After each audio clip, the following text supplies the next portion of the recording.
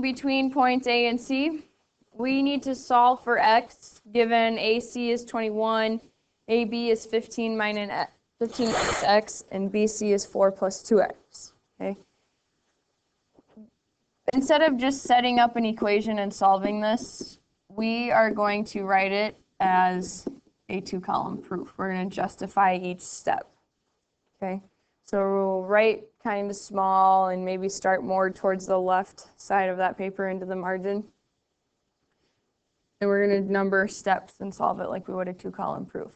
The first step in any proof is what's given to you. And this guy, what's given to us are all the lengths of the segments. So you're going to list all that in your first step. AC equals 21.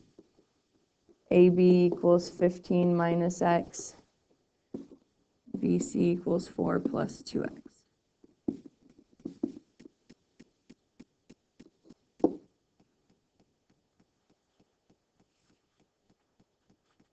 To solve this for x, we have to come up with an equation. Anyone have an idea what equation we could come up with? Spence?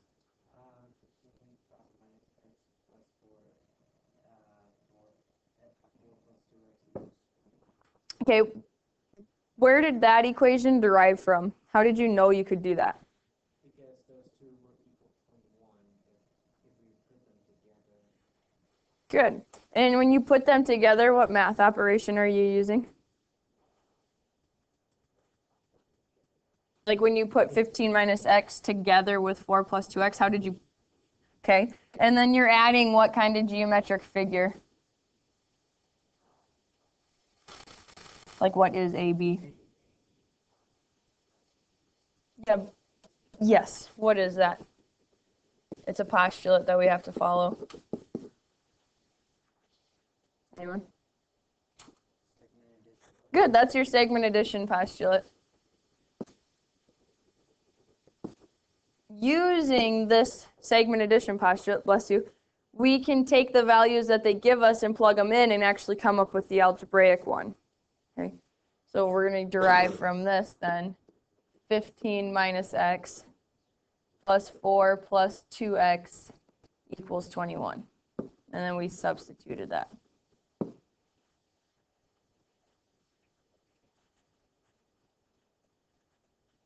Now from here we should be able to solve and justify each step, give a reason for each step. What would we do first if we were going to solve this for x? Good, simplify, combine like terms. So 15 and 4, that gives us 19. Negative x and positive 2x, that's a positive x. So our next line should say 19 plus x equals 21. And since we stayed on one side, combined like terms on one side, that's called simplifying. Then what do we need to do? Yep, subtract 19 to the other side. 21 minus 19? 2. And we use subtraction for that. And that's all we have to do because it just says solve for x. So if you have problems that say solve for x, justify your reasoning, justify your answer, the justifications are your properties or your postulates that you're using. Okay. Cool. Next one, number 5. It's a fill-in-the-blank proof. Towards the end of this chapter and more into chapter 3, these are what your proofs are going to start to look like. They're going to have a given. Usually there's going to say prove something. I don't have it on this one. And you actually have like a diagram that goes with it. Okay. You're going to do a lot of fill-in-the-blank proofs this year, and then you're going to do a lot where you just do everything yourself. Most of the time to start, though, they're going to be a fill-in-the-blank. So looking at what's given to me, ray LM bisects angle KLN. What does it mean to bisect an angle? What? Yeah, because it's going to cut it in half, right?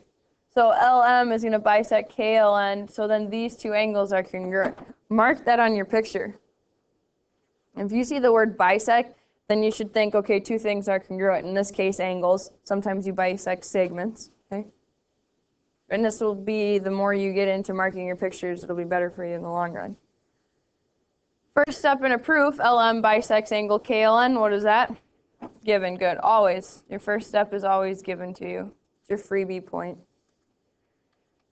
Then they have the measure of angle MLN, that's the one on the right side, equals the measure of angle KLM, the one on the left side. How do they know that those angles are equal? But how did we know they were congruent? Because it was being bisected. So what our reason is here for number 2 is definition of a bisector. In the given, they told us there's a bisector. The definition of an angle bisector is a ray that cuts an angle into 2 congruent angles. So that's how we knew those angles were equal.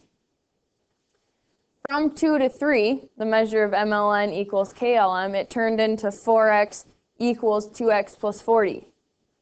How did they go from step 2 to step 3? Yeah, they substituted. They took the information from the diagram and plugged it in to your proof.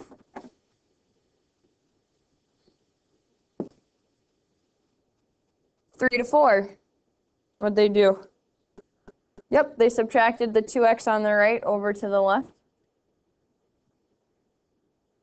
And then lastly, they divided.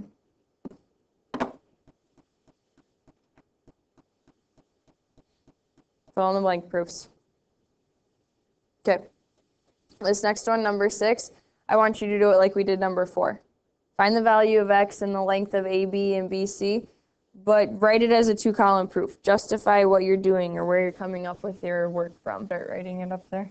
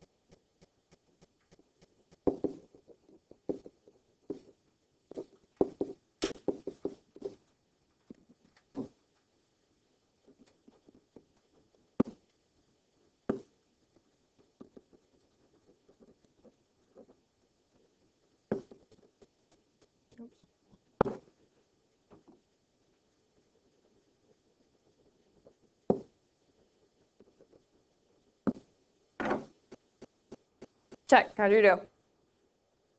Gracie. For 4, is that okay if we put like combined? Yeah, if you write combined like terms or combined, I'll take that. Yeah.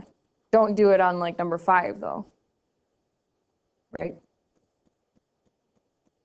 This step 5, not problem number 5. Step 5. Oh. Yeah, when it says simplify, if you write, yeah, okay, yep, whenever it says simplify, if you want to write combined like terms, that's fine. Okay. So x equals 4, but then they also want us to find the lengths of AB and BC. How do we go and find the lengths of the segments then? Yeah, substitute x back in. So if x is 4, 6 times 4 is what? Plus 15. Okay. And BC, 2 times 4 plus 4. Good. And 39 plus 12 would give us 51, which is what they're supposed to add up to. Yeah, I do that a lot. Sorry. I don't draw them to scale. If that ever happens during a quiz or a test or anything, just ask and I'll let you know if I drew it wrong or not. Okay.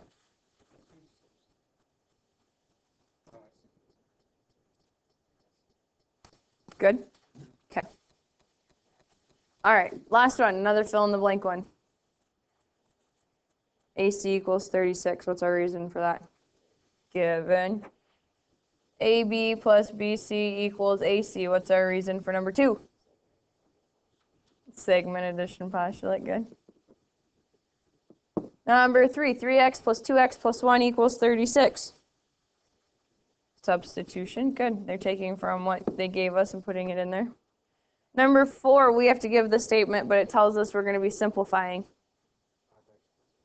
Good. 5x plus 1 equals 36. Simplify. Stay on the same side of the equal sign. How about 5? Good. They subtracted the 1 over, so this would be subtraction. And the last step, division. You don't have to write out subtraction property or addition property. You can just write subtract and divide and whatnot. Questions on those proofs? Okay, so tomorrow